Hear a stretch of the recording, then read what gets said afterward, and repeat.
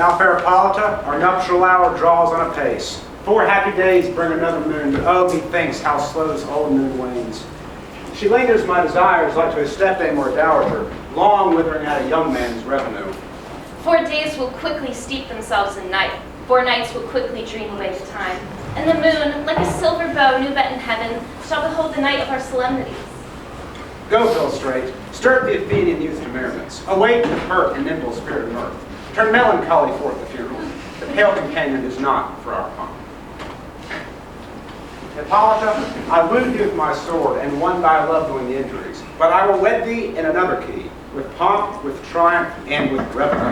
Happy be Theseus, our renowned Duke. Thanks, good Aegus. What's the news with thee? Full of vexation from my complaint against my child, my daughter Hermia. Stand forth, Demetrius. My noble lord, this man of my consent to marry her. Stand forth, Lysander, and my gracious Duke, this man hath bewitched the bosom of my child. Thou Lysander, thou hast given her rhymes and interchanged love tokens with my daughter.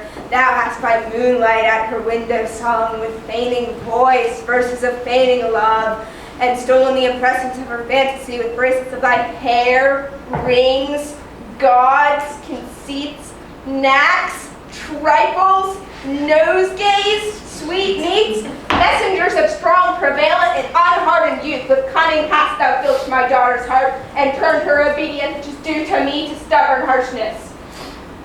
And my gracious Duke, be it so here, she will not before your grace consent to marry with Demetrius. I beg the ancient privilege of Athens, as she is mine, I may dispose of her, which shall be either to this gentleman or to her death, according to our law immediately provided in that case. What say you, Hermia? Be advised, fair maid, that to you your father should be as a god, one that composed your beauties, yea, and one whom you are but as a formed wax, by him imprinted and within his power to leave the figure or to disfigure it. Demetrius is a worthy gentleman. So is Lysander. In himself he is, but wanting your father's voice, the other must be held worthy. I would my father looked, but with my eyes. Rather, your eyes must with his judgment look. I do entreat your grace to pardon me. I know not by what power I am made bold, nor how it may concern my modesty here in such a presence in my thoughts. But I beseech your grace that I may know the worst that may befall me in this case if I refuse to wed Demetrius. Either to die the death or to abjure forever the society of men. Therefore, fair Hermia, question your desires, know your youth, examine will your blood. Whether to yield not to your father's choice, you can endure the livery of a nun. For I to be in shade and cloister near to live a barren sister all your life, chanting faint hymns to the cold and fruitless moon. Thrice blessed they that so master their blood to undergo such maiden pilgrimage. But earthlier happy is the rose distilled than that which, withering in the virgin thorn, grows, lives, and dies in single blessedness. So will I grow, so live, so die, my lord, ere I will yield my virgin patent up unto his lordship, whose unwished yoke? My soul consents not to give sovereignty. take time to pause, and by the next new moon, the sealing day betwixt my love and thee, an everlasting bond of fellowship, upon that day, either be prepared to die for disobedience to your father's will, or else to wed Demetrius as he would, or upon Diana's altar to protest for austerity and single life. Relent, sweet Hermia, and Lysander. Yield thy crazed title to my certain right. Oh, you have her father's love, Demetrius. Let me have Hermia's. Do you marry him? Scornful Lysander, true he hath my love, but what is mine, my love shall render him, and she is mine, all my right of her I do in state, and to Demetrius. No, I am, my lord, as well derived as he, as well possessed. My love is more than his, my fortunes every way as fairly ranked, if not with vantage than Demetrius. And what is more than all these boasts can be, I am beloved by beauteous Hermia.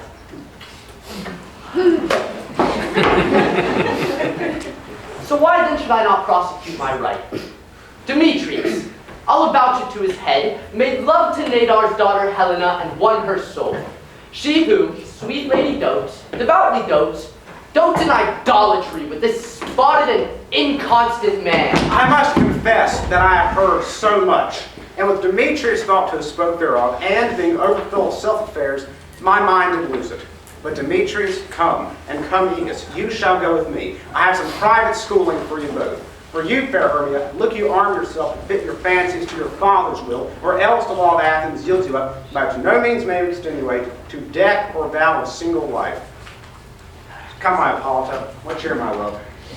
Demetrius and Aeneas, go along. I must employ you in some business against our nuptial, and confer with you of something that nearly concerns yourselves.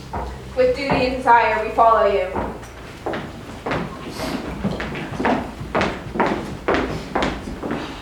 How now, my love? Why are your cheeks so pale? How chance the roses there do fade so fast? Belike for want of rain, which I could well beteem them from the tempest of my eyes. Ay me, for aught that I could ever read, could ever hear by tale or history, the course of true love never did run smooth, but either it was different in blood, Cross, too high to be enthralled too low. or else misgraft in the respective years, Spite, too old to be engaged too young. unless it stood upon the choice of friends, Oh hell, to choose love by another's eyes. or if there were a sympathy in choice, war, death, or sickness did lay siege to it, making it momentary as a sound, swift as a shadow, short as any dream, brief as the lightning in the collied night, that in a spleen unfolds both heaven and earth, and ere a man hath power to say, behold! The jaws of darkness do devour it up. So quick bright things come to confusion. If then true lovers have been ever crossed, it stands as an edict in destiny. Then let us teach our child patience, because it is a customary cross, as due to love as thoughts and dreams and sighs, wishes and tears, poor fancy's followers. A good persuasion. Therefore, hear me, Hermia. I have a widow, a dowager of great revenue, and she hath no child. From Athens is her home, remote 7 leagues, and she respects me as her only son. There, gentle Hermia, may I marry thee? And to that place the sharp Athenian law cannot pursue us. If thou lovest me, then steal forth thy father's house tomorrow night, and in the wood, a league without the town, where I did meet thee once with Helena to do an observance to a morn of May, there will I stay for thee. My good Lysander, I swear to thee by Cupid's strongest bow, by his best arrow with the golden head, by the simplicity of Venus's doves, by that which knitteth souls and prospers loves, and by that fire which burned the Carthage queen when false Trojan under sail was seen, by all the vows that ever men have broke, in number more than ever women spoke. In that same place thou hast appointed me, tomorrow truly will I meet with thee. Keep promise, love. Look, here comes Helena. Speed, fair Helena, whither Call you me fair? That fair again unsaid. Demetrius loves your fair, oh happy fair. Your eyes are lowed stars, and your tongue's sweet air, more tunable than lark to shepherd's ear, when wheat is green and hawthorn buds appear. Sickness is catching, oh, we're favored so. Yours, but I catch fair Hermia ere I go. Ah! My ears should catch your voice, my eyes, your eyes, my tongue should catch your tongue's sweet melody. Were the world mine, Demetrius being baited.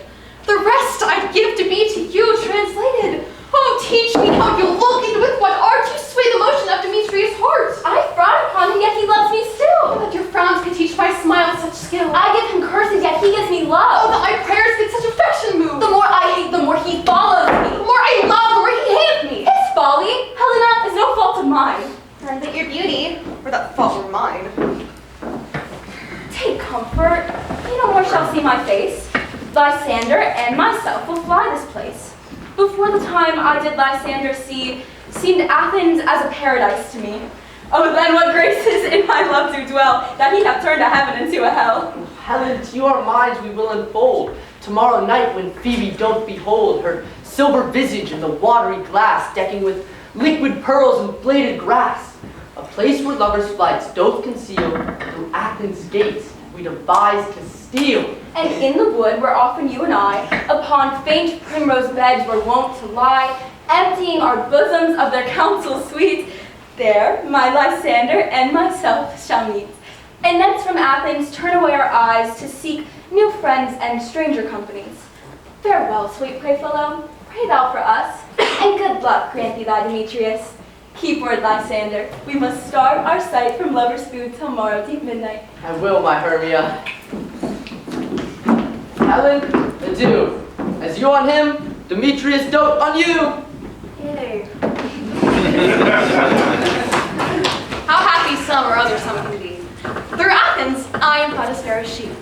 But what of that? Demetrius thinks not so. He will not know, but all but he do know. And as he errs, doting on Hermia's eyes, so I, admiring of his qualities, things base and vile, holding no quantity, love can transpose to form and dignity. Love looks not with the eyes, but with the mind, and therefore is winged Cupid painted blind. Nor hath love's mind of any judgment taste, wings and no eyes figure unheedy haste. Therefore is love said to be a child, because in choice he is so oft beguiled. As waggish toys and games themselves forswear, so the boy love is perjured everywhere. And ere Demetrius looked on Hermia's eyne, he hailed on oath, see he was only mine. And when this hail some heat from Hermia felt, so he dissolved, and showers of oaths did melt. I will go tell him of fair Hermia's flight, then to the wood will he tomorrow night pursue her. And for this intelligence, if I have thanks, it is a dear expense. But here in mean I to enrich my pain, to have his sight thither, and back again!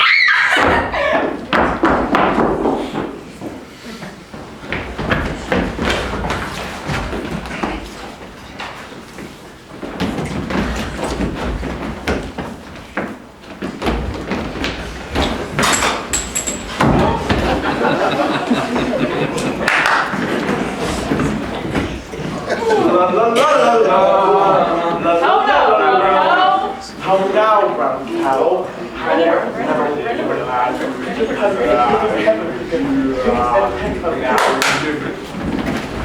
Is all our company here? You were best to call them, generally, man by man, according to the script. Here is a scroll of every man's name, which is thought fit through all Athens to play an hour interlude before the Duke and the Duchess on his wedding day at night. First, good Peter Quince, say what the play treats on. Then read the name of the actors, and so go to a point. Mary, our play is the most lamentable comedy and most cruel death of Pyramus and Thisbe. A very good piece of work, I assure you, and Mary. Now, good Peter Quince, call forth your actors according to the scroll. Masters, spread yourselves. Answer as I call you, Nick Bottom, the weaver. Ready? Name what part I am for and proceed. You, Nick Bottom, are set down for Pyramus. What is Pyramus? A lover or a tyrant? A lover that kills himself, most gallant, for love. Oh, that will ask some tears in the true performing of it. If I do it, let the audience look to their eyes. I will move storms. I will condole, in some measure, to the rest. Yet, my chief humor is for a tyrant. Oh, I could play Heracles rarely, or part to Terran Canton, to make all split. The raging rocks and shivering shocks shall break the locks of prison gates. Amphibious car shall shine from far, and make Enmar the foolish of fates. This was lofty. Now get the rest of the players. This is Heracles' vein, a tyrant's vein. A lover is more condoling. Francis Flew the bellows mender. Here, Quince. You flute must take Thisbe on you.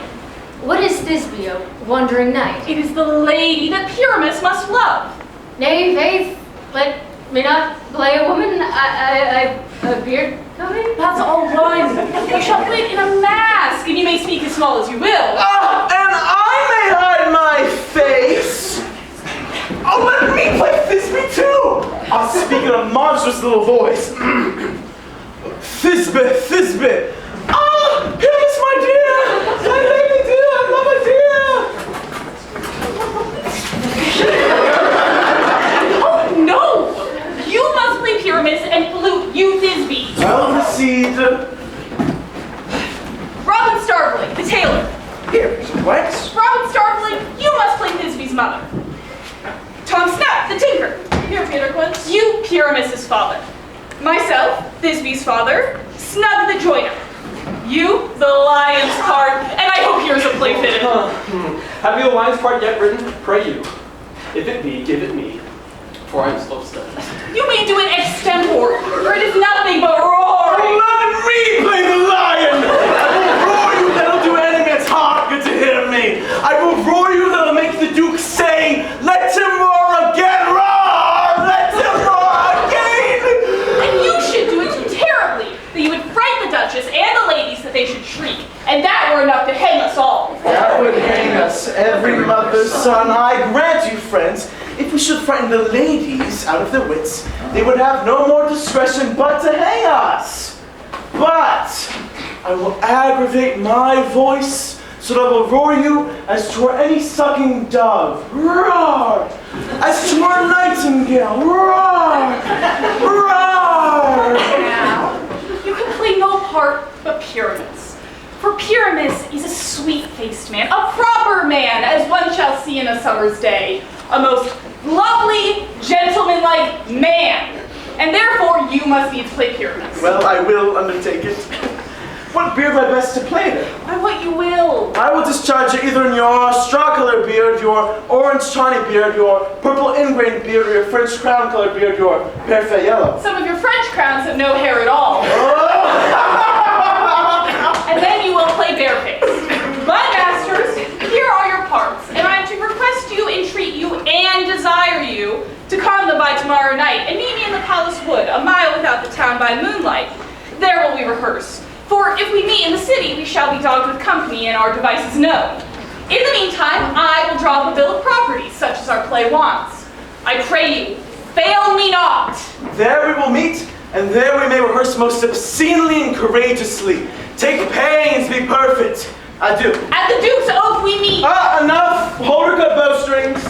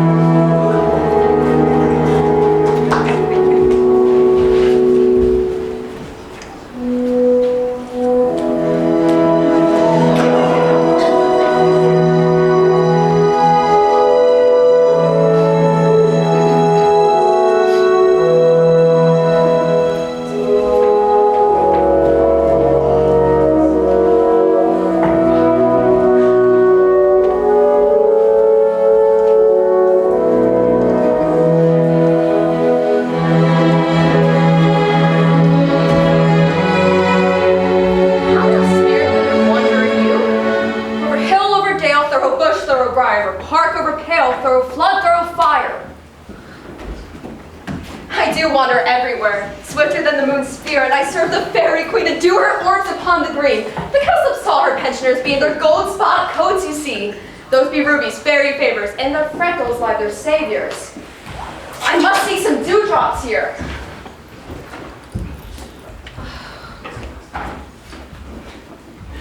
And hang a pearl on every cowslip's ear. Farewell, thou law of spirits, I'll be gone. The queen and all her elves come here anon. The king doth keep his revels here, tonight.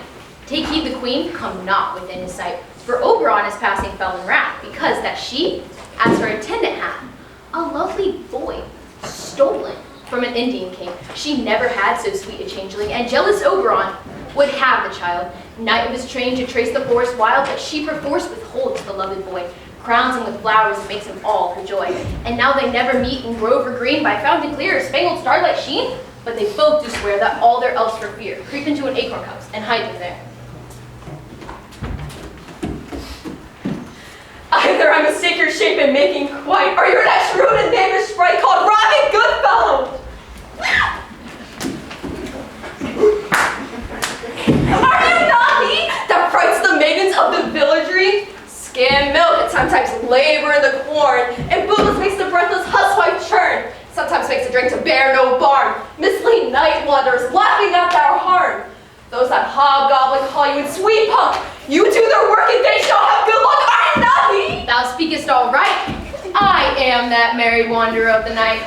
I jest to Oberon and make him smile while I of fat and horse beguiled, neighing in the likeness of a filly foal, and sometimes lurk I in the gossip's bowl. In the very likeness of a roasting rat. And when she drink against her lips, I bawl. On a withered dewlap pour the ale, the wisest aunt telling the saddest tale. Sometimes for a 3-foot stool mistaketh me, and then slip I from her bone down topple she. And Taylor cries and falls into a cough, and the whole choir holds their hips and laughs. And as they wax in their mirth and wheeze and swear, a merry hour is never wasted there. Oh, but room fairy, here comes Oberon. And here my mistress, wish that he were gone. Ill met by moonlight, proud Titania. What, jealous Oberon? Fairies, give hence, I have forsworn his bed and company. Tarry, rash wanton, am I not thy lord? Then I must be thy lady. But I know when thou hast stolen away from the fairyland, in the shape of corn sat all day, playing on pipes of corn and versing love to amorous Phillida. Why art thou here? Come from the farthest steep of India, but that forsooth, the bouncing Amazon, your buskin mistress and your warrior love, to Theseus must be wedded, and you come to give their bed joy and prosperity? How canst thou thus for shame, Titania, glance at my credit with Hippolyta, knowing I know thy love for Theseus? Didst not thou lead him to the glimmering night from Paragonia, whom he ravished, and make with him fair angels break his faith with Ariadne and Antiopa? These are forgeries of jealousy. And never, since the middle summer spring, that we in hill, dale, forest, or mead, by paved fountain or by rushy brook, or in the beach and margin of the sea, to dance our ringlets to the whistling wind. But with thy brawls thou hast disturbed our sport, and the winds, piping to us in vain, as in revenge, have sucked up from the sea, and made every pelting river made so proud, that they overborne their continents. The spring, the summer, the childing autumn, the angry winter. Their wanted liveries in the mazed world, that they overborne their continents. By our increase now know not which is which, but this same progeny of evils comes from our debate, from our dissension. We are their parents and original. Do you amend it then? It lies in you. Why should Titania cross her Oberon? I do but beg a little changeling boy to be my henchman. Set your heart at rest. The fairyland buys not the child of me. His mother was a bautress of my order, and in the spiced Indian air by night, full often hath she gossiped by my side, and sat with me on Neptune's yellow sand, and seen the embarked traders on the flood. When we would laugh to sail and conceive, the sails conceive and grow big-bellied with wanton wind, which she, with pretty instrument gait, following her room then rich with my own squire, would imitate and sail upon the land, to fetch me trifles and return again. But she, being mortal, of that boy did die, and for her sake I do rear up the boy, and for her sake I will not part with him. How long within this wood intend you stay? Perchance till after Theseus' wedding day. If you will see our moonlight revels and dance in our rounds, go with us. If not, shun me, and I will spare your haunts.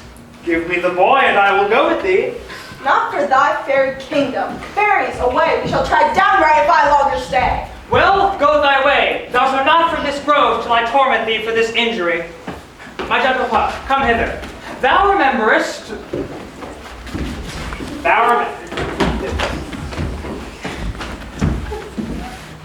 rememberest, since once I sat upon a promontory, and heard a mermaid on a dolphin's back, uttering such dulcet and harmonious breath, that the rude sea grew civil at her song, and certain stars shot madly from their spheres to hear the sea maid's music. I remember. That very time I saw, but thou couldst not, flying between the cold moon and the earth, Cupid all armed. A certain aim he took at a fair vessel throned in the west, and loosed his love shaft smartly from his bow, as it should pierce 100,000 hearts. But I might see young Cupid's fiery shaft quenched between the chaste beams of the watery moon, and the imperial votress passed on in maiden meditation, fancy free. Yet marked I where the bolts of Cupid fell upon a little western flower, before milk white, now purple with love's wounds. And maidens call it love and idleness. Fetch me this flower, the herb I showed thee once. The juice of it, on sleeping eyelids laid, will make our man or woman madly dote upon the next sly creature that it sees. Fetch me this herb, and be thou here again, ere the Leviathan can swim a lead. I'll put a griddle around the earth in 40 minutes.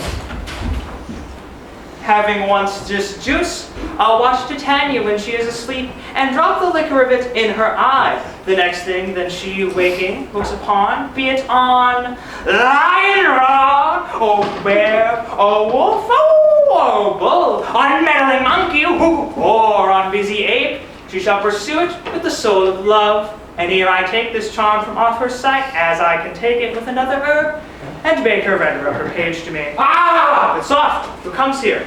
I am invisible, and I will overhear their conference. I love thee not, therefore pursue me not. Where is Lysander and fair Hermia? The one I'll stay, the other stayeth me. Thou toldest me they were stolen unto this wood. And here am I, and wood within this wood, all because I cannot find my Hermia. Hence, get thee gone, and follow me no more. You draw me, you hard-hearted adamant, but yet you draw not either, for my heart is true as steel. Leave you your power to draw, and I shall have no power to follow you. Do I entice you? Do I speak you fair?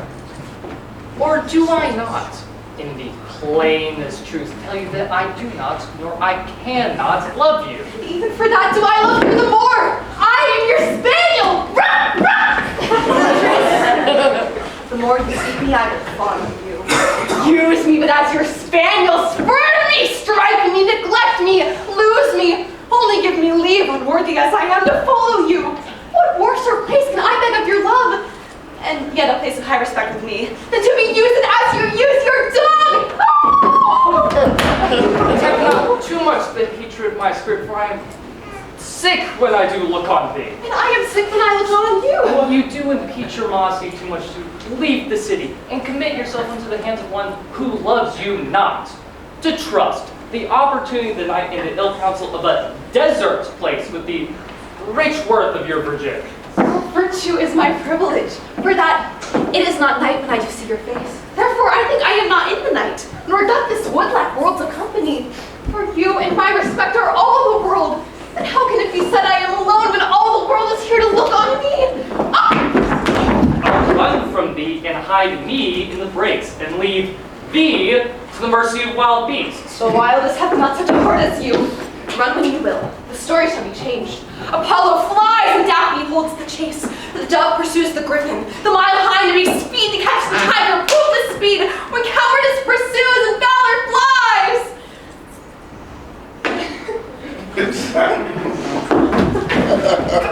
Will not make thy passions let me go.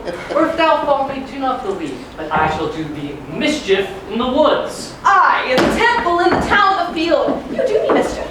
By Demetrius, your wrongs do set a scandal on my sex. We cannot fight for love as men may do. We should be wooed and we're not made to woo. I'll follow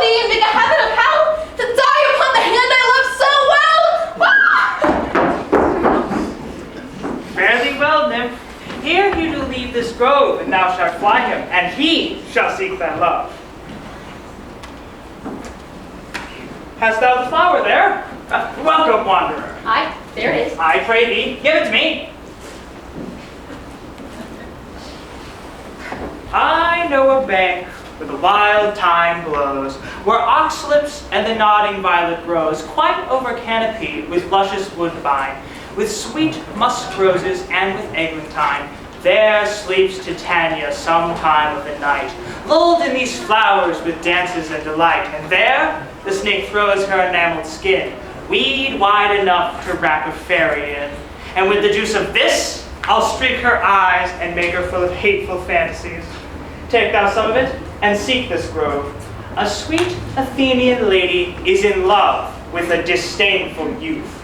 Anoint his eyes, but do it when the next thing he espies may be the lady. Thou shalt know the man by the Athenian garments he hath on. Affect it with some care, that she, or he, may prove more fond on her than she upon her love. And look thou meet me here the first cock crow. Fear not, my lord, your servant shall do.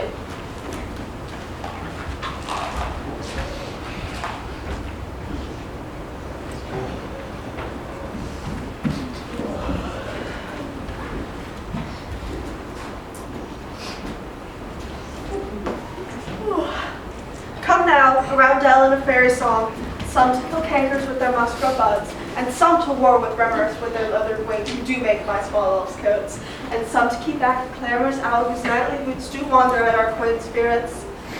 Sing me now to sleep, then to your offices, and let me rest. You spotted snakes with double tongues, thorny hedgehogs be not seen, newts and blindworms do no wrong, come not near our fairy queen.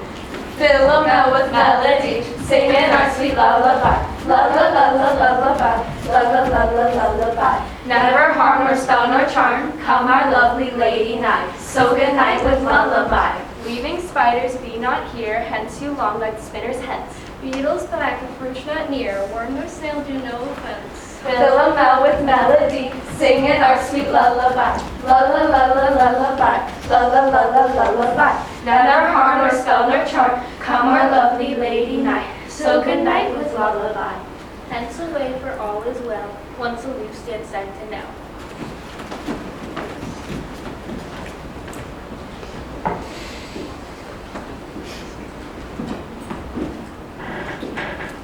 What thou seest when thou dost wake, do it for thy true love take. Love and languish for his sake, be it on ounce or cat or bear, part or bow with bristled hair. In thy eye that shall appear when thou wakest, it is thy dear. Wake when something vile is near. Fair love, you faint with wandering in the wood, and to speak troth, I have forgot our way. Well, rest us, if you think good, and tarry for the comfort of the day. Be it so, Lysander. Find you out of bed, for I upon this bank will rest my head. One turf shall serve as a pillow for us both. One heart, one bed, two bosoms, and one troth. Nay, good Lysander, for my sake, my dear, lie further off. Do not lie so near. Oh, take the sense, sweet of my innocence. Love takes the meaning in love's conference. I mean that my heart unto yours is knit, so that but one heart we can make of it. Two bosoms interchained with an oath, so then two bosoms and a single troth. And by your side, no bed for me deny. Relying so, Hermia, I do not lie. Lysander riddles very prettily. Now, much beshrew my manners and my pride if Hermia meant to say Lysander lied. But, gentle friend, for love and courtesy, lie further off in human modesty. For such a separation, as may well be said, becomes a virtuous bachelor and a maid. So far, be distant, and good night, sweet friend. Thy love ne'er alter till thy sweet life end. Amen. Amen to that fair prayer say I. And end life when I end loyalty. Here's my bed. May sleep give thee all his rest. With half that wish, the wisher's eyes be pressed. Through the forest I have gone, but Athenian found I none, of whose eyes I might approve this flower's force in stirring love. Night in silence! Who is here? Weeds of Athens he doth wear. This is he, my master said, despiseth the Athenian maid, and hear the maiden, sleeping sound on the dank and dirty ground. Pretty soul, she durst not lie so near to this black love, this kill courtesy. Churl upon your eyes I throw all the power this charm doth owe, that when thou wakes let love forbid, sleep thy seat on thy eyelid. Now awake when I am gone, for I must now to Oberon. Stay thou go kill me, sweet Demetrius. I charge thee hence, and do not haunt me thus. Will the darkling leave me? Do not so. Stay on thy peril, I alone will go. Ah! Oh, I am out of breath in this fond chase. The more my prayer, the lesser is my grace. Happy is Hermia, wherever so she lies, for she hath blessed and attractive eyes. How came her eyes so bright? Not through salt tears. If so, my eyes are oftener washed than hers. No! I am as ugly as a bear, for beasts that meet me run away with fear. Therefore no marvel though Demetrius do as a monster fly my presence thus. What wicked and dissembling glass of mine you may compare with Hermia's fiery eye? But who is here? Lysander on the ground, dead or asleep. I see no blood, no wound. Lysander, if you live, good sir, awake! And run through fire I will for thy sweet sake. Transparent Helena, nature shows art, that through thy bosom I see thy heart. Where is Demetrius? Oh, how fit a word is that vile name to perish on my sword. Do not say so, Lysander, say not so. What though he left your Hermia lord with though? Yet Hermia loves you still, then be content. Content with Hermia? Oh no, I do repent. The tedious minutes I with her have spent. Not Hermia, but Helena I love. Who would not change a raven for a dove? The will of man is by his reason swayed, and reason says, you are the worthier maid. Things grow and are not ripe until their season. I, being young till now, am not ripe until reason. But reaching now the point of human skill, reason has become the marshal to my will, which leads me to your eyes, where I overlook love's richest story, written in love's richest book. Wherefore was I to this keen mockery born? When at your hands did I deserve this scorn? It's not enough, young man, that I never know, nor never can, deserve a sweet look from Demetrius' eye. But you must flout my insufficiency? Good troth you do me wrong, good sooth you do, in such disdainful manner me to woo. But fare you well, perforce, I must confess. I thought you lord of more true gentleness. Oh, that a lady of one man refused should of another therefore be abused? Oh!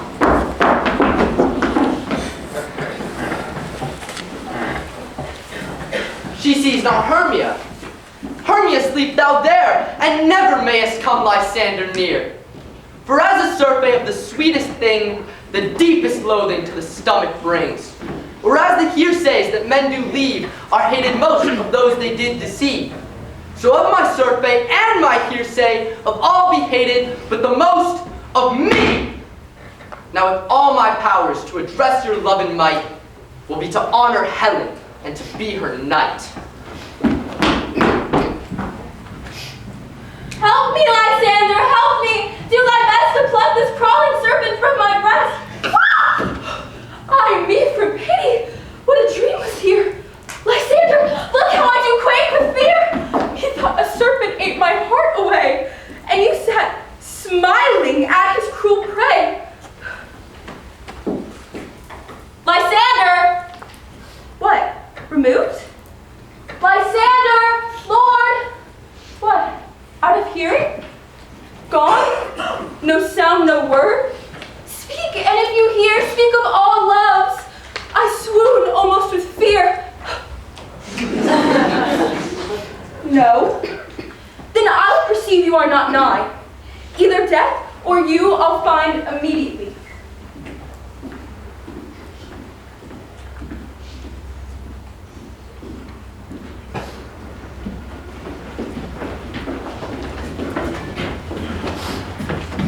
Are we all met? Pat, pat. And here's a marvelous convenient place for our rehearsal. This green plot shall be our stage, this hawthorn break our tyrant house, and we will do it in action as we will do it before the Duke. Peter quits. What sayest thou bully bottom? There are some things in this comedy of Pyramus and Thisbe that will never please. First, Pyramus must draw a sword to kill himself, which the ladies cannot abide. How answer you that? I are lacking a parlous fear. I believe we must leave the killing out when all is Not a whit. I have a device to make it all well. Write me a prologue, and let the prologue seem to say that we will do no harm with our swords, and that Pyramus is not indeed killed. And for the more better assurance of that I, Pyramus, am not Pyramus, but Bottom, the weaver. This will put them out of fear. Well, we will have such a prologue, and it shall be written in 8 and 6. Oh no, let it be written in 2 more. Let it be written in 8 and 8. Will not the ladies be afeard of the lion? I fear it, I promise you. Masters, you ought to consider with yourselves to bring in, God shield us, a lion among ladies is a most dreadful thing.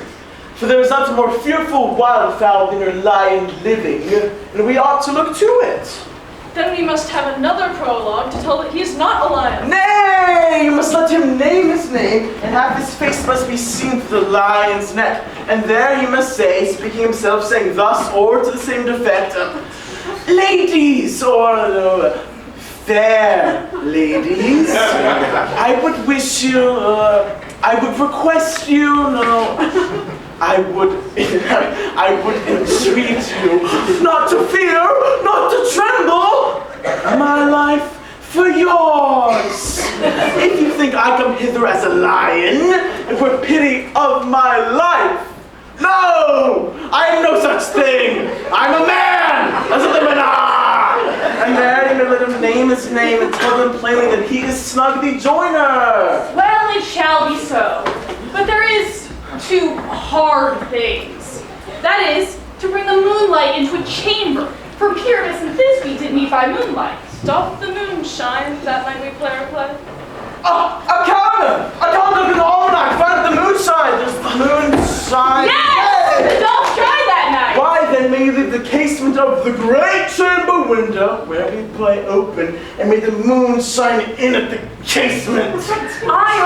One must come in with a bush of thorns and a lantern, and say he comes to disfigure or to present the person of moonshine. Then there is another thing. We must have a wall in the great chamber, for Pyramus and Thisbe, says the story, did talk through the chink of a wall. You can never bring in a wall. What say you, Bottom?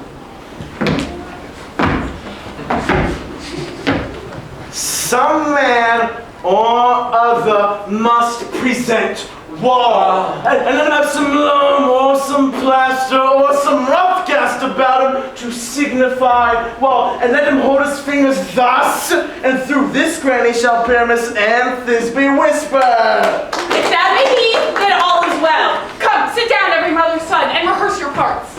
When Pyramus, you begin. When you have spoken your speech, you enter into that break, and so every man according to his cue. What hempen homespuns have we swaggering here? So near to the cradle of the fairy queen? What, a play tour? I'll be an auditor, an actor too perhaps, if I see cause. Pyramus, speak. Thisbe, stand forth. Thisbe, the flowers of Odus Odors. Of Odus savors sweet. So hath I read, my dear Thisbe dear. But hark! A voice! Stay thou here a while, and by and by will appear to thee! A stranger Pyramus than ever played here.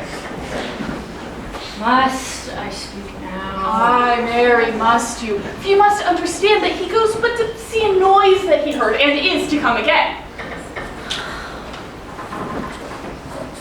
Most radiant Pyramus, most lily white of hue, of color like the red rose on triumphant briar, most brisky juvenile and most lovely Jew, as truest horse that yet would never tire, I'll meet thee, Pyramus, at Ninny's tomb. 9 is 2, man. Well, you must not speak that yet.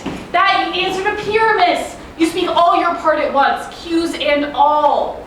Pyramus, enter, your cue is past. It is never tired. Oh. As true as doors that yet would never tire. If I were fair, Thisbe, I will only die! Oh, monstrous! Oh, strength, you're haunted! Pre-masters, fly masters! Help!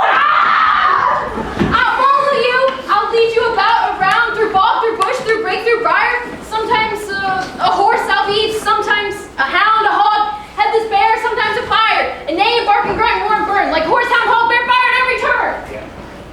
Why do they run away? Oh! Oh! This is the name of them to make me a theater!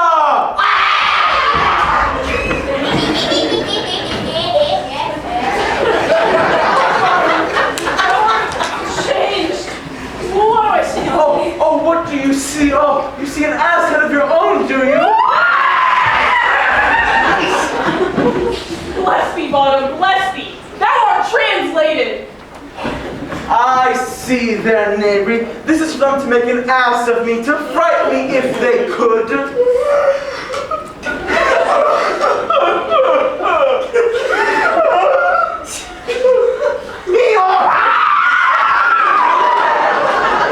But I will not stir from this place, do they can. I will walk up and down here and sing, so that they shall hear I am not afraid.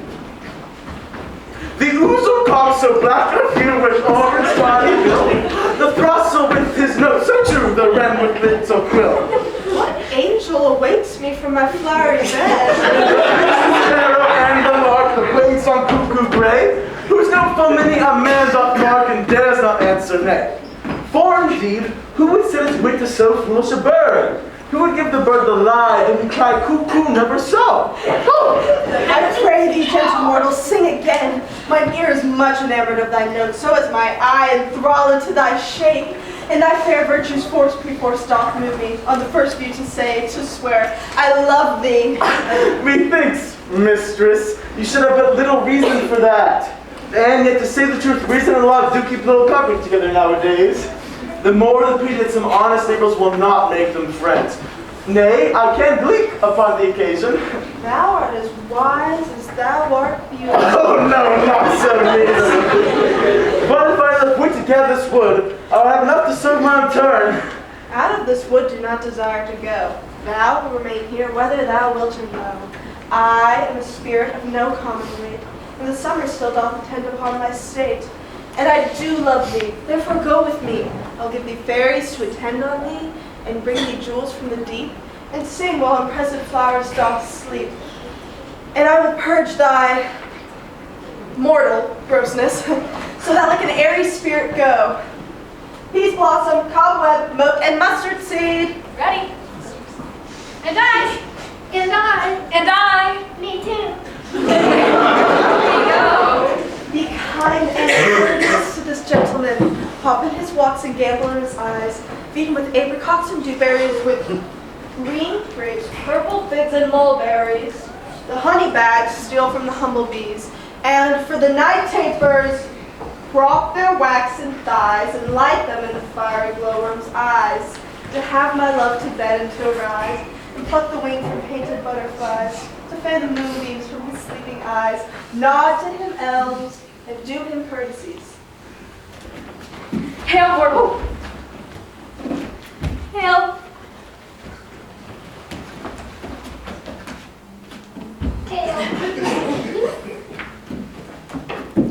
Hail. Hail. I cry your worship's mercy heartily. I beseech your worship's name. Cobweb. Ah, I shall desire you more acquaintance, good Master Cobweb. If I cut my finger, I shall make bold with you. Your name, honest gentleman? Peas blossom. Oh, I pray you, commend me to Mistress Squash, your mother, and to Master Peascod, your father. Good Master Peas Blossom, I shall desire you more acquaintance too. Your name, I beseech you, sir. Mustard seed. Ah, good Master Mustard Seed, I know your patience well. The same cowardly giant like Oxbeath hath devoured many a man of your house. Oh, I promise you, your kindred hath made my eyes water ere now. I shall desire you more acquaintance, good Master Mustard Seed. Come, wait upon him. Lead her to my bower. The moon, methinks, looks with a watery eye, and when she weeps every little flower, lamenting some enforced chastity. Tap my lover's tongue, break him silently.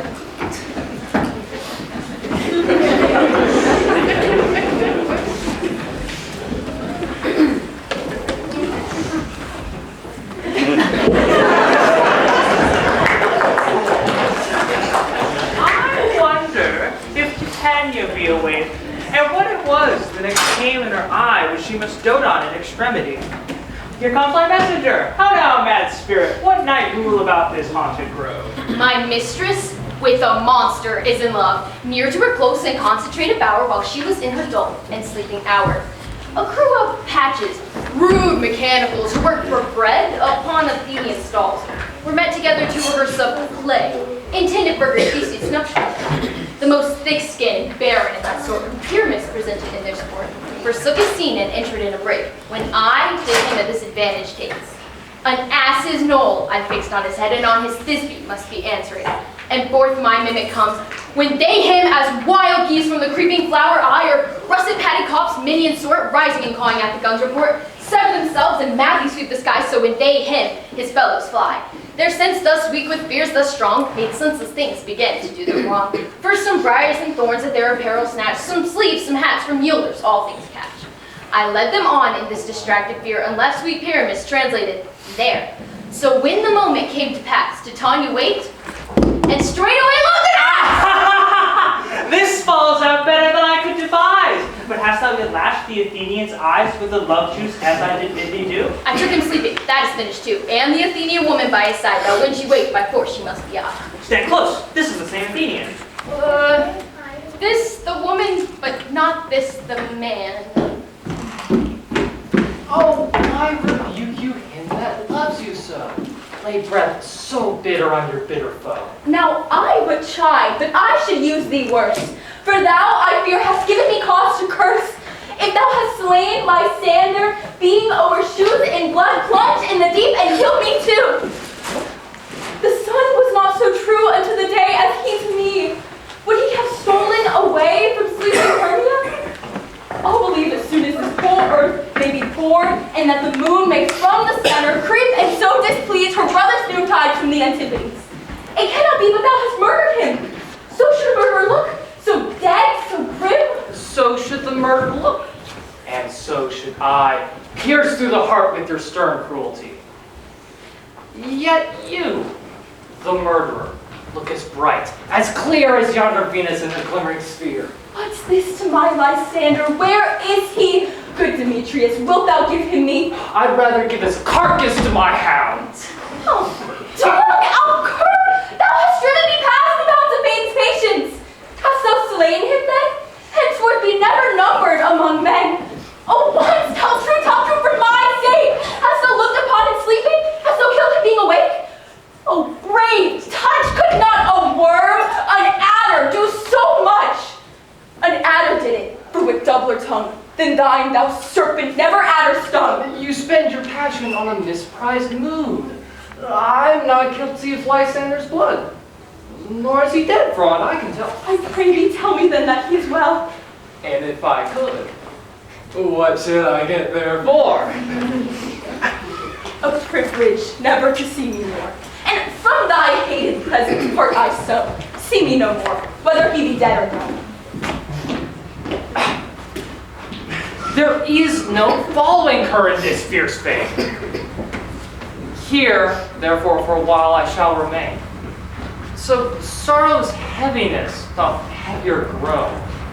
For that bankrupt sleep doth sorrow owe, which now in some slight measure is repay. If for his tender here, I shall make some stay. What hast thou done? Thou hast mistaken quite, and laid the love juice on some true love's sight. Of thy misprision, which must perforce ensue, some true love turned, and our false turned true. Then fate o'errules that one man holding troth, a million fail, confounding oath and oath. About the wood, go swifter than the wind. In Helena, Athens, look thou fine. While fancy sick she is, in pale cheer, with sighs of love that cost the fresh blood dear. By some illusion, see thou bring her here. I'll charm his eyes against you to appear. I go, look how I go, swifter than the arrow from the Tartar's bow.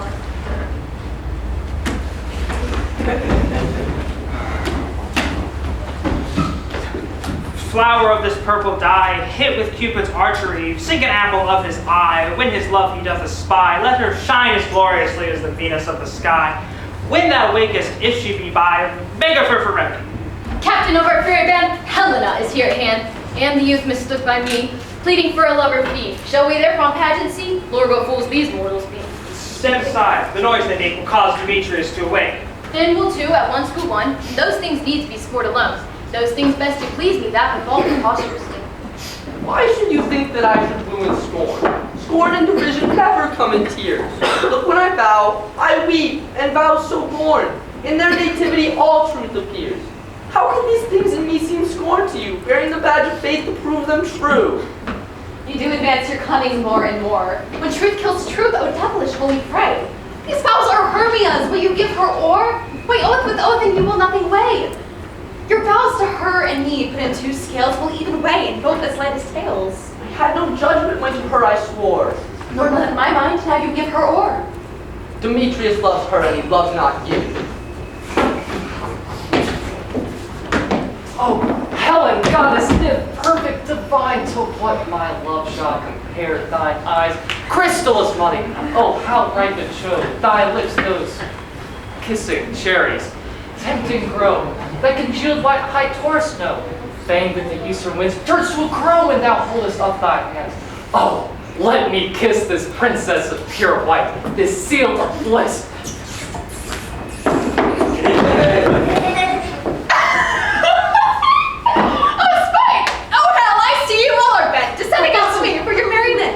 If you were civil and knew courtesy, you would not do me thus much injury. Can you not hate me as I know you do, but you must join as souls to mock me too? If you were men as men you're in show, you would not use a gentle lady so, to bow and swear and super praise my parts when I am sure you hate me with your hearts. You both are rivals and love Hermia, and now both rivals to mock Helena? A trim exploit, a manly enterprise, to conjure tears up in a poor maid's eyes with your derision. None of noble sort, but so offended of our genetic sort of poor soul's patience, all to make you sport. You are unkind, Demetrius. Be not so. You love Hermia, this you know I know. With all goodwill, with all my heart, in Hermia's love, I yield you up my part. But yours in Helena, to me bequeath, whom I do love, and will do till my death. Never did mockers waste more idle breath. Lysander, keep thy Hermia, I will not. If ever I loved her, all that love is gone. My heart to her is a guest-wise sojourn, and now to Helena's at home return, there to remain. Helena is not so. Disparage not the faith thou dost not know, lest to thy peril thou shalt buy it dear. Look where thy love comes, yonder is thy dear. Dark night that from the eye his function takes, the ear more quick of apprehension makes, wherein it doth impair the seeing sense, it pays the hearing double recompense. Thou art not by mine eye, Lysander, found. Mine ear, I thank it, brought me to thy sound. Why unkindly didst thou leave me so? Why should he stay whom love doth press to go? What love could press Lysander from my side? Lysander's love, who would not let him bide. Fair Helena, who more engilds the night than all yon fiery O's and eyes of light. Why seekest thou me? Could this not make thee know? The hate I bear thee is what made me leave thee so. You speak not as you think. It cannot be. Lo, she is one of this confederacy. Now I perceive they have conjoined all three to fashion this false sport in spite of me. Injurious Hermia, most ungrateful maid. Have you conspired? Have you with these contrived to debate me with this foul derision? Is all the counsel that we two have shared, the sisters' vows, the hours that we have spent when we have chid the hasty-footed time for parting us? Oh, is all forgot? All school days friendship, childhood innocence? We Hermia, like two artificial gods, have with our needles created both one flower, both on one sampler, sitting on one cushion, both warbling of one song, both in one key. as if our hands, our sides, voices, and minds had been incorporate. So we grew together, like to a double cherry seeming parted, but yet in union and partition. Two lovely berries molded on one stem, and with two seeming bodies but one heart, two of the first like coats and heraldry, do but to one and crowned with one crest. And will you rent our ancient love asunder, to join with men in scorning your poor friend? It is not friendly, 'tis not maidenly. Our sex, as well as I may chide you for it, though I alone do feel the injury. I am amazed at your words. I scorn you not. It seems that you scorn me. Have you not set Lysander as a scorn to follow me and praise my eyes and face? And made your other love, Demetrius, who even but now did spurn me with his foot to call me goddess, nymph, finest, rare, precious, celestial?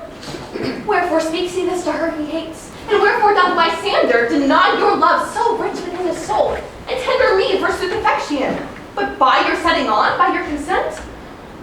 What though I be not so in grace as you, so hung upon with love, so fortunate, but miserable most to love unloved? This you should pity rather than despise. I understand not what you mean by this. I persevere, counterfeit sad looks, make mouths upon me when I turn my back, wink each at other, hold the sweet jest up. This sport well carried shall be chronicled. If you had any pity, grace, or manners, you would not make me such an argument. But fare you well, 'tis partly mine own fault, which death or absence soon shall remedy. No, stay, fair Helena. Hear my excuse. My love, my life, my soul, fair Helena. Oh, excellent. Sweet, do not join her so. If she cannot entreat, I can compel. Thou canst compel no more than she entreat. Thy threats have no more strength than her weak prayers. Helena, I love thee, by my life I do. I swear by that which I will lose for thee, to prove him false who says I love thee not. I say I love thee more than he can do. If thou say so, withdraw and prove it too. Quick, come. Lysander, where to tend all this? Oh, away, you Ethiop! No, he'll seem to break loose. Take on as you would call. But yet, come not. You are a tame man. Go. Hang off, thou cat! Thou bird! Vile thing! Let loose or I will shake thee from me like a serpent! Why are you grown so rude? What change is this, sweet love? Thy love? Out, tawny tartar! Out, oh hated potion, loathed medicine, hence! Do you not jest? Yes, sooth, and so do you. Demetrius, I will keep my word with thee. I would I had your word, for I perceive a weak bond holds you. I'll trust not your word. What, should I harm her? Strike her, kill her dead? Though I hate her, I will not harm her so. What can do me greater harm than hate? Hate me? Wherefore, oh me, what news, my love? Am I not Hermia? Are you not Lysander? I am as fair now as I was erewhile. Since night you loved me, since night you left me. Why then you left me? Oh, the gods forbid, in earnest shall I say. I by my life, and never did desire to see thee more. Therefore, be out of hope, of question, of doubt. Be certain, nothing truer, 'tis no jest, that I do hate thee, and love Helena. Oh me. You juggler, you canker blossom, you thief of love! What, have you come by night and stolen my love's heart from him? By thy faith, have you no modesty, no maiden shame, no touch of bashfulness? Will you dare impatient answers from my gentle tongue? Fie, you counterfeit, you puppet, you. Puppet? Aye, that way goes the game. Now, I perceive that she hath made compare between our statures. She hath urged her height, and with her personage, her tall personage, her height, forsooth, she hath prevailed with him. And are you grown so high in his esteem because I am so dwarfish and so low? How low am I, thou painted maypole? Speak! How low am I? I am not yet so low but that my nails could reach into thine eyes! I pray you, though you mock me, gentlemen, let her not hurt me. I was never cursed. I have no gift at all in trueness. I am a right maid for my cowardice. Let her not strike me. You perhaps may think because she is something lower than myself that I can match her. Lower? Hark again! Woo! Hermia, do not be so bitter with me. I have a worthy love for Hermia. Did ever keep your counsels, never from himself into this wood. He followed you for love, I followed him. But he had tiny hands and threatened me to strike me, spurn me, nay, to kill me too. And now, so you will let me quiet go. To Athens I will bear my folly back and follow you no further. Let me go. You see how gentle and how fond I am? What? Get you gone! Who is that hinders you? A foolish heart that I leave here behind. What? With Lysander? With Demetrius. Be not afraid, Helena, she shall not harm thee so. No, sir, she shall not, though you take her part. Oh, when she is angry, she is keen and shrewd. She was a vixen when we went to school. I know she be but little, she is fierce. Little? Again? Nothing but low and little. Why will you suffer her to flout me thus? Let me come to her. Oh, get you gone, you dwarf! You minimus, hindering, not grass maid, you bead, you acorn, you! You are too officious of a half that scorns her services. Let her alone. Speak not of Helena, take not her part. For thou dost intend never to show so little love to her, thou shalt buy it dear. Now she holds me not. Now follow if thou darest, to try who's right, in thine or mine, is most in Helena. Follow! Nay then, I'll go with thee.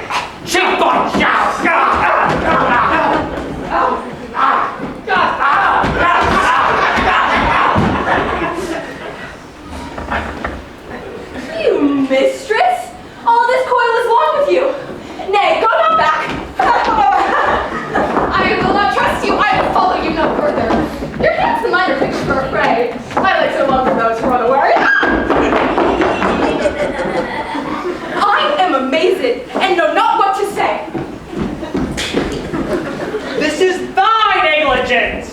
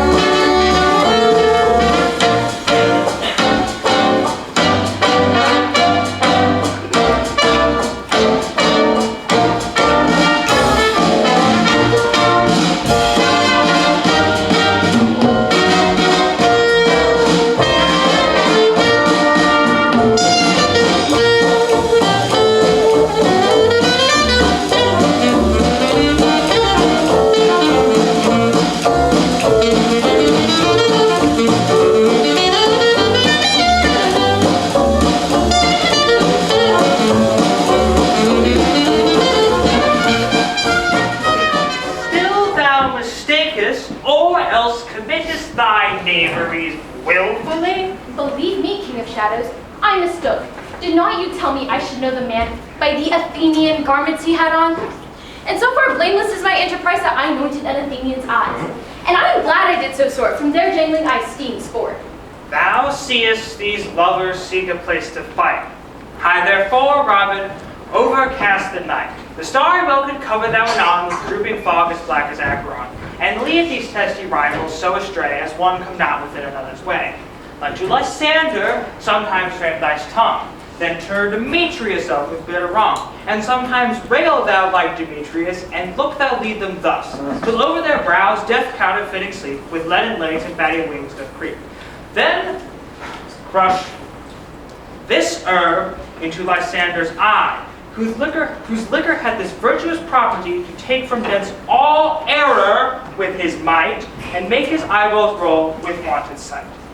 When they next wake, all this derision shall seem a dream and fruitless vision, and back to Athens shall the lovers wend, with league whose date till death shall never end. While I in this fair do thee employ, I'll to my queen and beg her Indian boy. I will her charmed eye release, for monsters view, all things shall be peace. My fairy lord, this must be done with haste, for knights with dragons cut the clouds full fast, and yonder shines the north's harbinger. Ghosts wandering here and there, troop home to churchyards, damned spirits all, crossways and floods seek burial. Already to their wormy beds are gone, for fear lest the day should look their shames upon, as they woefully themselves exile from light, and I consort with black-barred night. But we are spirits of another sort. with the morning's love have oft made sport, and like a forester the groves may tread, even till the eastern gate, all fiery red, opening on Neptune with fair blessed beams, turns into yellow gold his salt green streams. But notwithstanding, haste, make no delay. We may yet effect this business here today.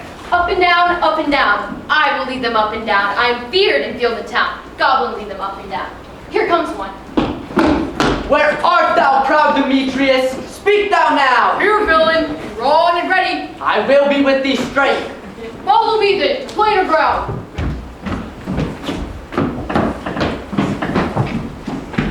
Lysander, speak again.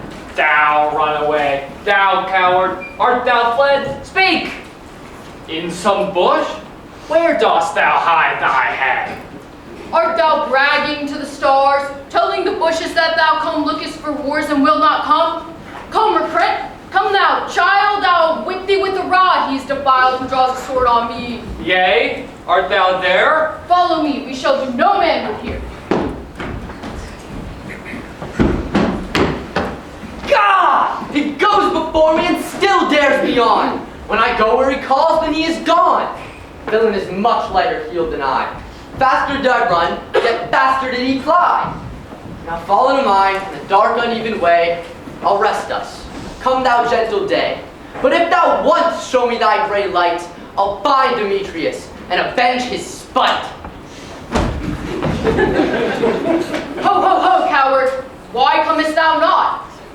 Abide me if thou darst. Thou runnest before me, shifting every place, and thou dost not stand nor look me in the face. Where art thou now? Come, I am hither. Nay then, thou mockest me. Thou shalt bide this deer if ever I thy face by daylight see. Now go thy way. Faintness constrains me to measure out my length on this cold bed. By day's approach, look to be visited. A weary night, a long and tedious night. Abate thy hours, shine comfort from the east, that I may back to Athens by daylight from these that my poor company detest. And sleep that sometimes shuts up sorrow's eyes, steal me a while from mine own company. Yet but three, come one more, two of both kinds makes up four. Here she come, cursed and sad. Cupid is a knavish lad, thus to make poor females mad. Never so weary, never so in woe, bedabbled with the dew and torn with the briars. I can no further crawl, no further go. My legs can keep no pace with my desires. Here will I rest me till the brink of day. Heaven shield Lysander if they mean a fray. Sleep sound on the ground, I'll apply to your eye, gentle lover remedy, that when thou wakest thou takes true delight in the sight of thy former lady's eye. And let the country proverb known that every man will have his own. Jack shall have Jill, naught shall go ill, and the man will have his mare again, and all will be well. Come, sit thee on this flowery bed, while thy amiable cheeks do coy. While I stick muscles on thy sleek, smooth head, and kiss thy fair large ears, my gentle joy. Where's Peas Blossom? Ready? Scratch my head, Peas Blossom. Where's Monsieur Cobweb? Ready? Monsieur Cobweb, good Monsieur, get your weapons in your hand and fetch me a red-hipped humblebee on the top of a thistle, and, good Monsieur, bring me the honey bag. Do not fret yourself too much in this action, Monsieur, and, good Monsieur, have the care the honey bag break not. I would be loath to have you overflown with the honey bag, Signor. Where's Monsieur Mustard Seed? Ready. Give me your leaf, Monsieur. Pray leave your curtsy. What is your will? Ah, nothing, good Monsieur, but help Cavalry Cobweb to scratch. I must to the barber's, Monsieurs, for methinks I'm a marvel hairy about the face. And I am such a tender ass. If my hair do but tickle me, I must scratch. What, wilt thou hear some music, my sweet love? I have a reasonable good ear in music. Let's have the tongues and the bones. Or, say, sweet love, what thou desirest to eat? Truly a peck of provender. I can munch a good dry oats. Methinks I have a great desire to a bottle of hay. Good hay, sweet hay, hath no fellow. I have a venturous fairy who will seek this squirrels or to fetch thee new nuts. I'd rather have a handful or two of dried peas, but I pray you let none of your people stir me. I have an exposition of sleep come upon me. Sleep thou, and I will wind thee in my arms. Fairies, be gone and be always away. So doth the woodbine and the sweet honeysuckle gently entwist with the female ivy, and the barky embers of the elm. Oh, how I love thee, how I dote on thee. Welcome, good Robin. Seest thou this sweet sight? Her dotage now I do begin to pity, for meeting her of late behind the woods, seeking sweet favors from this hateful fool, I did upbraid her and fall out with her. For she his hairy temples had rounded with coronet of fresh and fragrant flowers, and that same dew, which sometimes in the bud was wont to swell like round and orient pearls, stood now in the pretty Floriette's eyes, like tears that did their own disgrace bewail. When I had at my pleasure taunted her, and she in mild terms begged my patience, I then did ask of her changeling child, which straight she gave me, and her fairy sent to bear him to my bower in fairyland. And now I have the boy. I will undo this hateful imperfection of her sight, and, gentle Puck, take the transformed scalp from off the head of this Athenian swain, that he, awaking when the others do, may back to Athens again repair, and think no more of this night's accidents as the fierce vexation of a dream. But first, I will release the fairy queen. Be as thou wast wont to be, see as thou wast wont to see. Dian's bud over Cupid's flower hath such force and blessed power. Now, my Titania, wake you, my sweet queen. My Oberon, what visions I have seen. Methought I was enamored of an ass. There lies your love. Oh, how came these things to pass? Oh, how mine eyes do loathe his visage now. Silence a while. Robin, take off this head. Titania, you took all the strength of death, and common sleep with all these 5 descents. Music, ho, music such a charm as sleep. Sound music.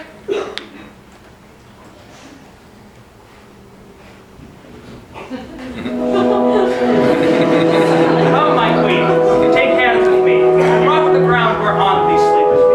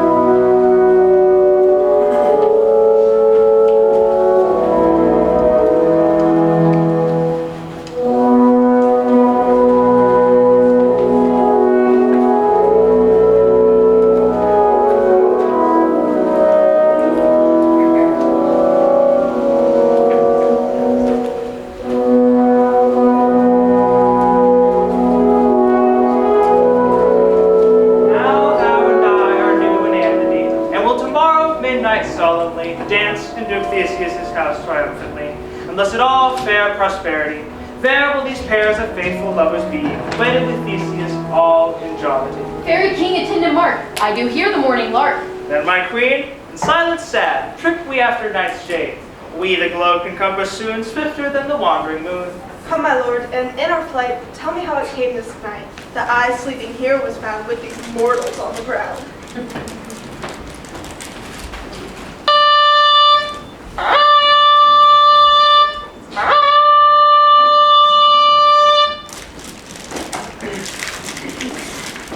Go one of you, find out the course. From now, our observation is performed. And since we have the vow of the day, my love shall hear the music of my hounds. I'm couple in the western valley. Let them go. Dispatch, I say, and find the forest. We will, fair queen, up the mountain's top and mark the musical confusion of hounds as echo in conjunction. I was with Hercules and Cadmus once, when in a wood of Crete they bade the bear with hounds of Sparta. Never did I hear such gallant chiding, for besides the groves, the skies, the fountains, every region near, all seemed one musical cry.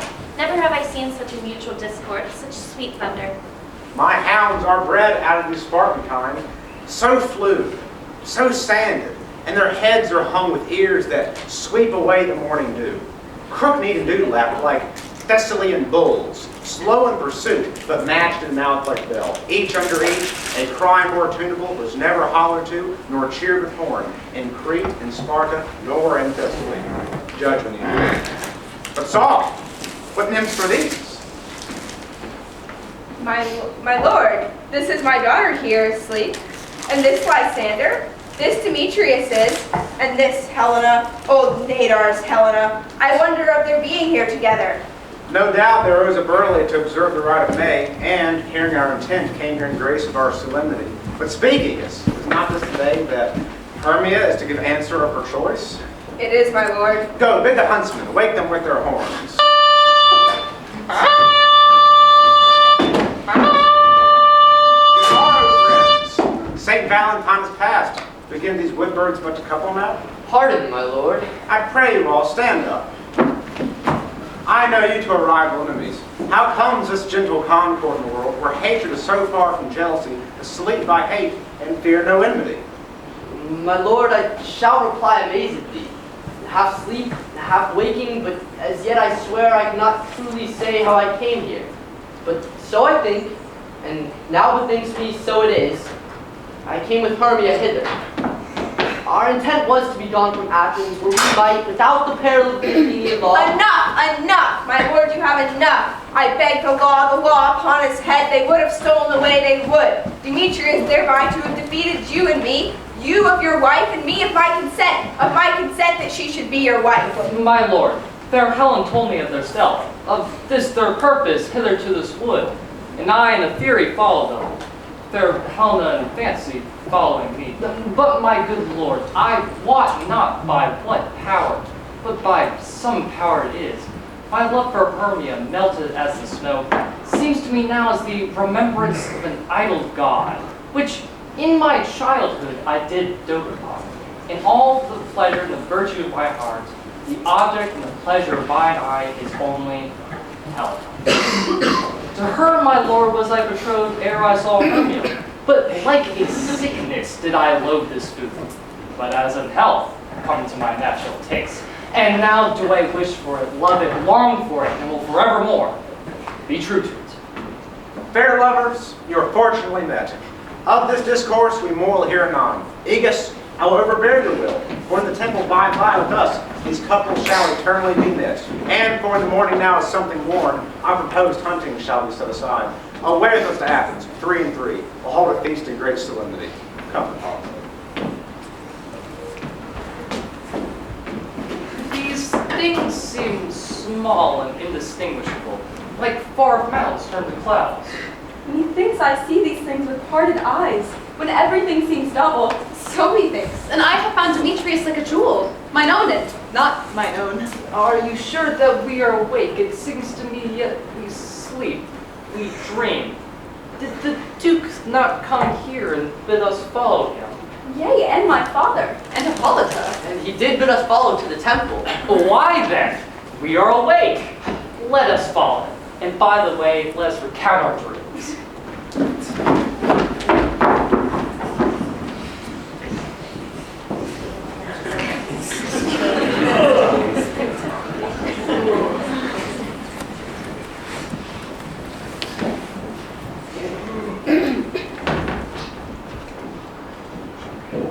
When my cue comes, call and I will answer. My next is most fair Pyramus. Hail! Peter Quince, Flute the Bells Mender, Snap the Taper, Starveling, God's my life, stolen hence and left me asleep. I have had a most rare vision! I have had a dream past the wit of man to say what dream it was. Man is but an ass if we go back to expound this dream. Methought I was.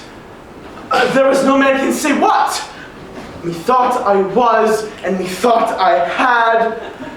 Well, man is but a patched fool if he go back to say what methought I had. The eye of man hath not heard, the ear of man hath not seen, man's hand not able to taste, his tongue to conceive, nor his heart to report what my dream was. I will get Peter Quince to write a ballad of this dream. It shall be called Bottom's Dream, because it hath no bottom, and I shall sing at the latter end of the play for the Duke. Peradventure, to make them more gracious, I shall sing it at her death. Have you sent to Bottom's house? Is he come home yet? He cannot be heard of. Out of doubt, he is transported. If he come not, then the play is marred. It goes not forward, doth It is not possible. You have not a man in all Athens able to discharge Pyramus but he. No, he hath simply the best wit of any handicrafter in Athens. Yea, and the best person too. And he is a very paramour for a sweet voice. You must say paragon. Paramour is, God bless us, a thing of naught. Masters, the Duke is coming back from the temple. And it turns out 2 or 3 other couples are getting married too. If we had been able to put on our play, we would have been made men. Oh, sweet lowly Bottom. Thus hath he lost 6 pence a day during his life. He could not escape 6 pence a day. And the Duke had not given him 6 pence a day for playing Pyramus, I'll be hanged.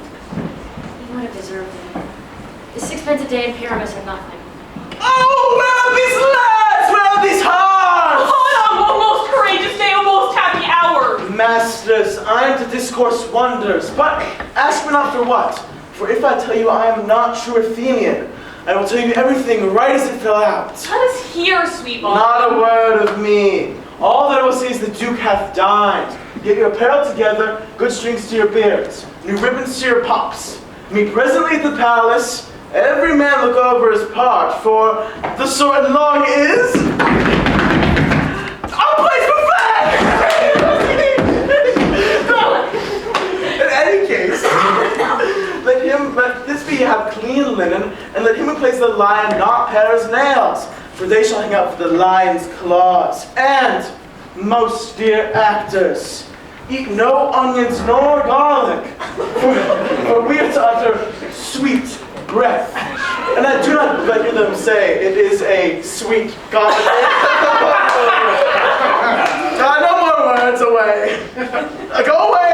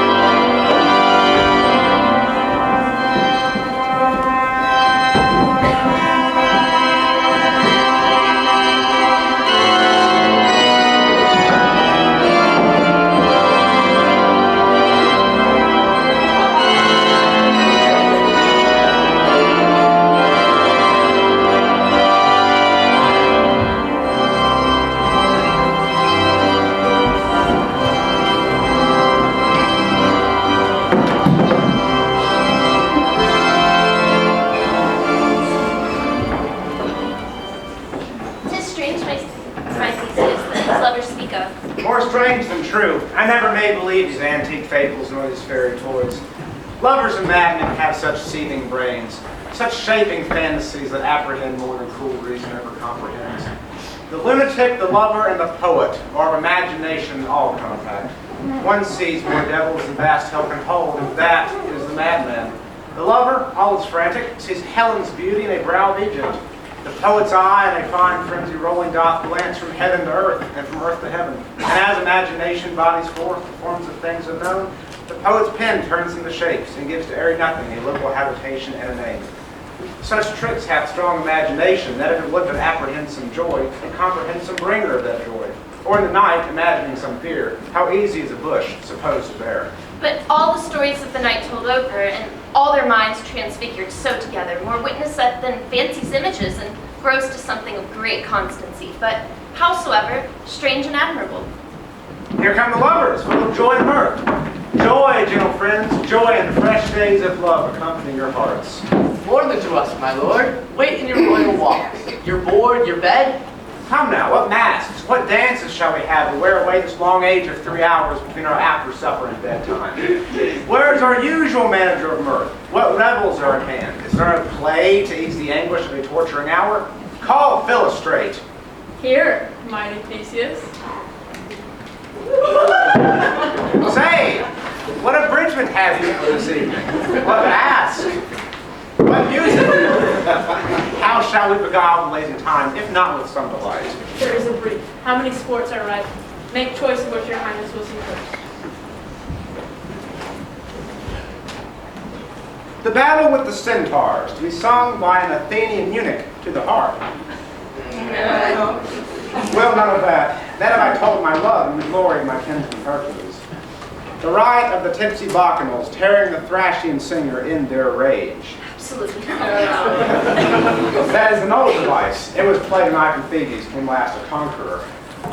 The thrice three muses, mourning the death of learning, late deceased in beggary. That's some satire, keen and critical, not starting with a nuptial ceremony. A tedious brief scene of young Pyramus and his love Thisbe, very tragical mirth. Yeah. Merry and tragical, tedious and brief? This is hot ice and wondrous strange snow. How shall we find the concord of this discord? There is a play, some 10 words long, which is as brief as I have never played, but by 10 words, my lord, it is too long, which makes it tedious, for in all the play there is not one word apt, one player fitted. And tragical, my noble lord, it is, for Pyramus there doth kill himself, which, when I saw rehearsed, I must confess, made mine eyes water, but more merry tears of passion of loud laughter never shed. What are they that do play it? Hard-handed men that work in Athens here, which never labored in their minds till now, and now have toiled their unbreathed memories with this same play against your nuptials. And we will hear. No! My noble lord, I have heard it over. It is not for you. I have heard it over. It is nothing in the world, unless you can find sport in their intense, extremely stretched and conned with cruel pain to do you service. I will hear that play, for never can anything be amiss when sinfulness and duty tender. Go bring them in, and take your places, ladies. I love not to see wretchedness overcharged, and duty in his service perishing. Why, gentle sweet, you shall see no such thing. He says he can do nothing in this kind. The kind are we to give them thanks for nothing. Our sport shall be to take what they mistake. Where I have come, great clerks have proposed to greet me with premeditated welcomes. Where I have seen them shiver and look pale, make periods amidst of sentences, throttle their practiced accent in their fears, and, in conclusion, dumbly have broke off, not paying your welcome. Trust me, sweet, out of the silence, yet have I picked a welcome. And in the modesty of fearful duty, I have read as much as from the rattling tongue of saucy and audacious eloquence. Love, therefore, in tongue-tied simplicity, and least speak most to my capacity. So please your grace, the prologue is addressed. Let him approach. If we offend, it is with our goodwill, that you should think we come not to offend, but with goodwill, to show our simple skill, that is the true beginning of our end.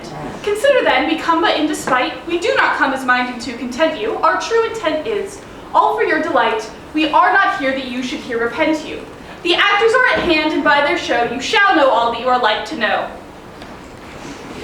This fellow doth not stand upon points. No, he hath rid his prologue like a rough colt. He knows not the end. A good moral, my lord, it is. Not enough to speak, but to speak true. Indeed, he had played upon this prologue like a child on a recorder, a sound but not in government. His speech was like a tangled chain. Nothing impaired, but all disorder. Who is next?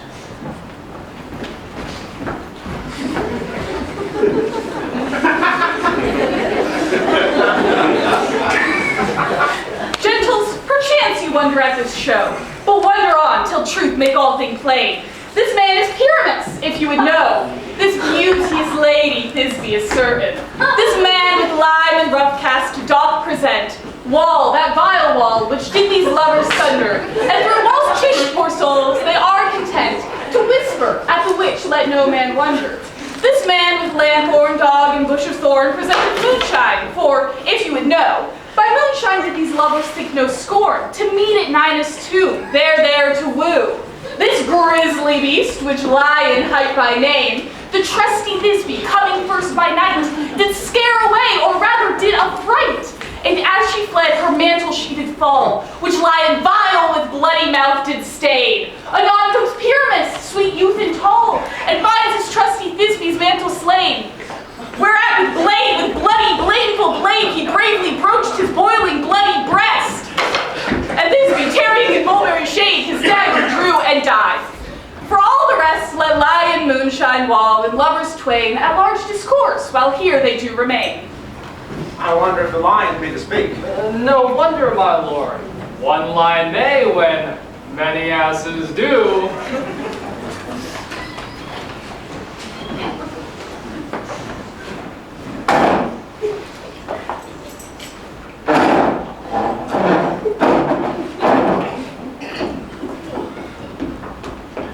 In this same interlude it doth befall, that I, one Snout by name, present a wall, and such a wall as I would have you think, that had in it a crannied hole or chink, through which the lovers, Pyramus and Thisbe, did often whisper, very secretly, this loam, this rough cast, and this stone doth show, that I am that same wall, the truth is so, and this the cranny, right and sinister, through which the fearful lovers are to whisper. Would you desire lime and hair to speak better? It is the wittiest partition that ever I heard discourse, my lord. Pyramus draws near the wall. Silence. O grim-looked night! O night with hue so black! O night which ever art when day is not! O night! O night! Alack! Alack! Alack! I fear my Thisbe's promise is forgot! And thou, O wall, O sweet, O lovely wall, that stand between our father's ground and mine, thou wall, O sweet and lovely wall, show me thy chink to blink through with mine eye. Thanks, courteous wall, Jove shall be well for this. Huh? But what this I see? Do I see a wicked wall, through whom I see no bliss? Cause me thy stones for deceiving me thus. The wall methinks being sensible should curse again. No, in truth they should not. Deceiving me is Thisbe's cue. She is edging out, and I'm to spy her through the wall. You shall see will fall, pat as I told you. Yonder, here she comes.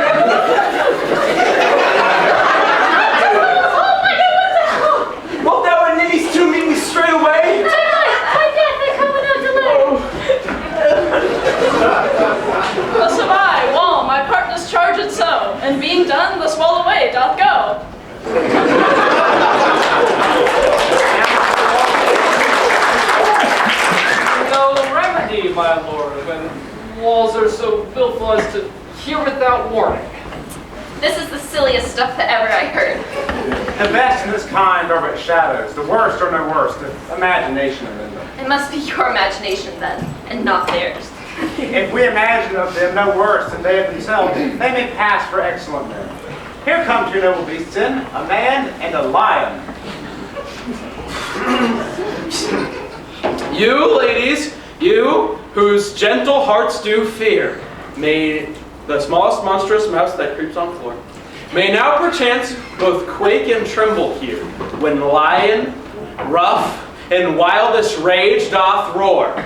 So know that I, as Snug the joiner, am a lion fell, nor else no lion's dam. For if I should come in strife into this place, for pity on my life. A very gentle beast, and of a good conscience. The very best of the beasts that ever I saw. The lion is very fox for his valor. True, and a goose for his discretion. Not so, my lord, for his valor cannot carry his discretion, and the fox carries the goose. His discretion, I'm sure, cannot carry his valor, but the goose carries not the fox. It is well, leave it to his discretion. Let us listen to the moon. I, the man in the moon, do seem to be. Horn on his head. He's very crescent, and his horns are invisible within the circumference. Proceed, Moon. I, the man in the moon, do seem to be. This is the greatest error of all the rest. The man should be put into the lanthorn. How else is it the man in the moon? He dares not go there for the candle, for you see, it is already in snuff. I am aweary of this moon. What he would change. It appears by his small light of discretion that he is in the wane. Yet, in all reason, in all courtesy, we must stay the time. Proceed again, Moon. All that I have to say is that I, the man in the moon, this thorn bush, my thorn bush, and this dog, my dog. Why, all of these should be in the lanthorn, for all of these are in the moon. But silence. Here comes Thisbe. This is old Mooney's tomb. Where is my love?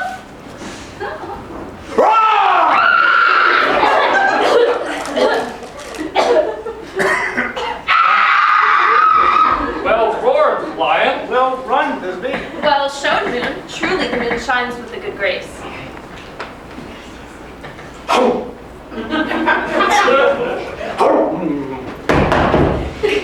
Well now, And then came the Aramis. And so the lion vanished. Sweet moon, I thank thee for thy sunny beams. Oh, I thank thee, moon, for thy gracious, golden, glittering gleam. I chose to take up truth this beside, but stay! Oh, spite!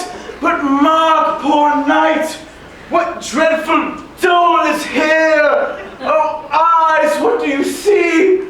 How can it be? Oh, dainty duck, oh dear! Thy mantle good, what, stained with blood? Approach, ye fairies fair! Oh, fates, come, come! Cut thread and thrum, quail, crushed and glued and quail! this passion and the death of a dear friend would go near to make a man look sad. Assure my heart, but I pity the man. Oh, wherefore, nature, didst thou lion's frame, since lion vile hath here deflowered my dear, which is, no, which was the fairest dame that lived, that loved, that liked, that looked with cheer. Come, dears, confound! Outsword and wound the pap of Pyramus, I, thy left pap, where heart doth hop. Thus I die! Oh! Thus! No, heavens, no!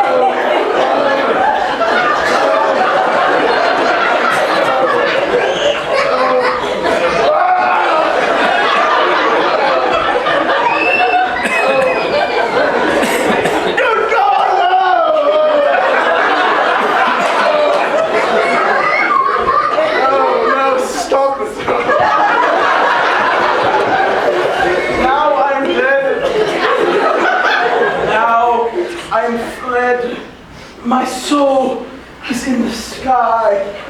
Tongue, loose thy light. Moon, take thy flight. Now die, die, die.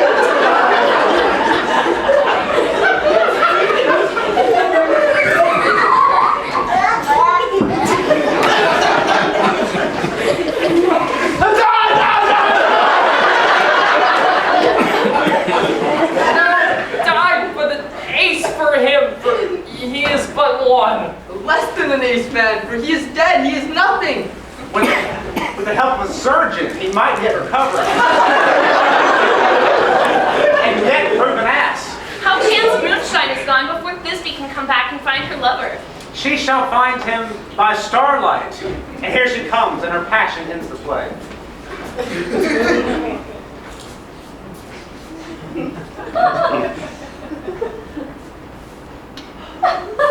Well, she hath already spied him with those sweet eyes. And thus she means Vidalissa. Asleep, my love? Where's your eyes? Speak! Quick, girl! Day, and two must come in thy sweet eyes. Listen to the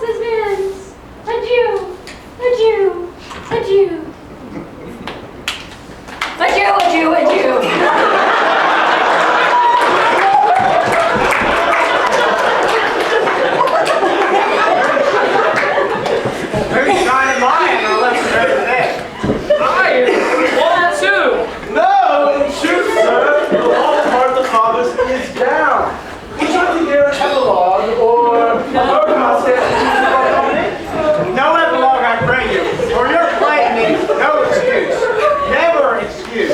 For when all the players are dead, there need none to be blamed. Mary, and he who had writ it had played Pyramus and had hanged himself in Thisbe's garter, it would have been a fine tragedy. And so it is truly very notably discharged. So, come your burden, master, but let your epilogue alone.